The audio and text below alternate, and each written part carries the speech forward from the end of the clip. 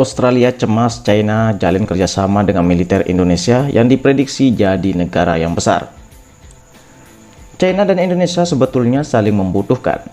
China butuh berinvestasi di Indonesia, sedangkan Indonesia butuh investasi China untuk memajukan perekonomiannya. Nilai perdagangan kedua negara juga cukup tinggi, mencapai 1.000 triliun rupiah.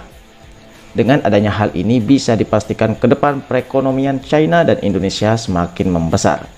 Indonesia memang membutuhkan pertumbuhan ekonomi secepat mungkin.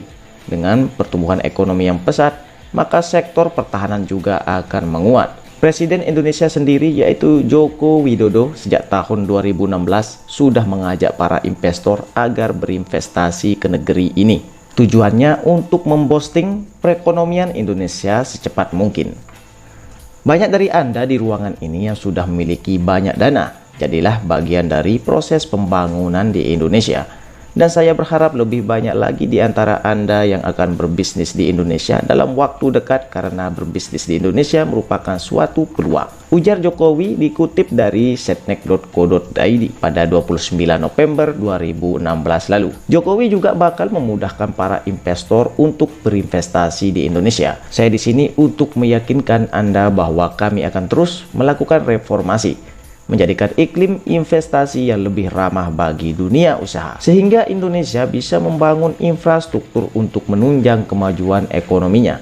Dari segi anggaran pertahanan juga bakal ikut dikontrol naik, sehingga militer bisa mendapat asupan alutsista, uang kesejahteraan, dan rumah dinas layak bagi prajurit. Karena selama ini netizen lebih mementingkan pembelian alutsista saja, di mana sebetulnya tak kalah penting kesejahteraan prajurit juga faktor penentu dalam suksesnya pelaksanaan tugas di medan operasi. Indonesia juga butuh dana besar untuk membuat iklim industri pertahanan yang kompetitif.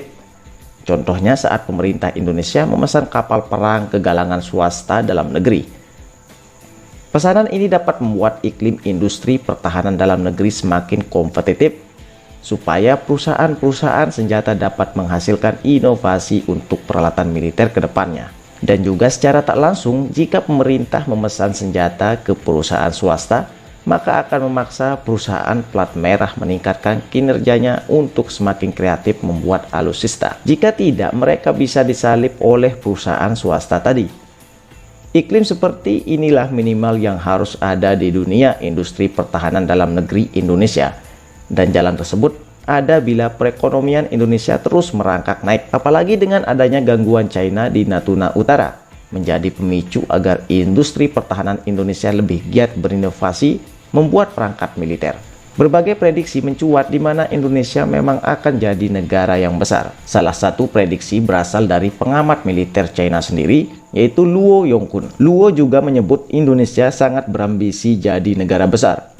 Tujuan strategis nasional Indonesia adalah untuk menjadi negara besar, dan ambisi ini selalu ada. Luo benar, memang industri pertahanan yang mandiri akan menunjang kuatnya sebuah negara. Contohnya ada banyak, antara lain China, Amerika Serikat, Rusia, dan Perancis kuat karena industri pertahanannya mandiri. Setidaknya Indonesia bisa meniru langkah Turki atau Korea Selatan yang semakin mampu berdikari di bidang alutsista walau senjata mereka kurang laku di pasaran. Oke, dan sekian dulu untuk pertemuan kita kali ini. Dan bagaimana menurut pendapat kalian? Silahkan sisipkan pendapat kalian di kolom komentar.